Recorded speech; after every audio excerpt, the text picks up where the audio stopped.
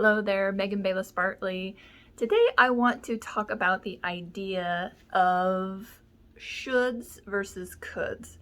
So I want you to think about how many times a day you might think or say the word should. Oh, I really should go run that errand, or I really should buy that thing at the grocery store, or I should help out at my kid's school, or whatever the thing might be. So when we have all these shoulds end up being sort of like the messages that we get from our families of origin, our faith traditions, our schooling, things that we should do, ways that we should act. And most of us perhaps now are in our 30s or 40s or 50s, and we're still shoulding all over ourselves.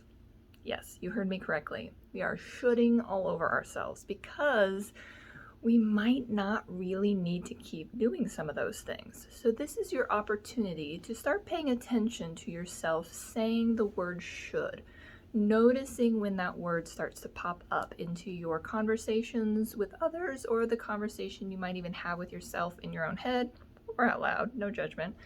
And think about if that still rings true. So if there's a belief of like, oh, I should help out doing that thing that someone needs my help with. Perhaps you could help out, but perhaps that person really doesn't need your help. You think they need your help, but they don't really need your help. So this is a way to reevaluate, if you will, the should messages that you have. I like, the exercise I do is having a piece of paper where you divide it into 3 columns. On the left-hand side is your shoulds. In the middle is where those shoulds come from, like who might have taught you those, or maybe the time frame that you learned those shoulds.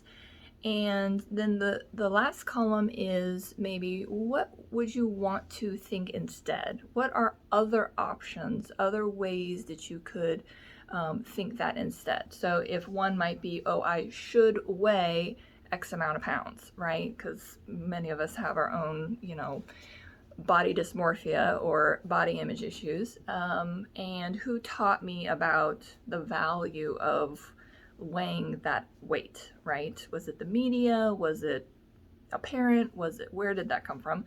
And then what you might want to be thinking instead, like, I feel wonderful in my skin.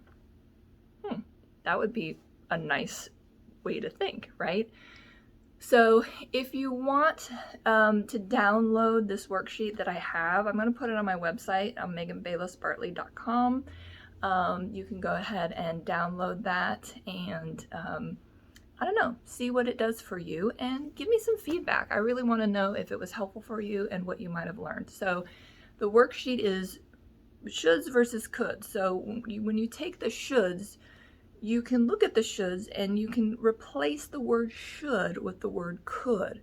So you could go help that person do that thing that they haven't asked you for yet, but maybe you think that they need your help, or you could help them, or you could wait until they actually ask for the help.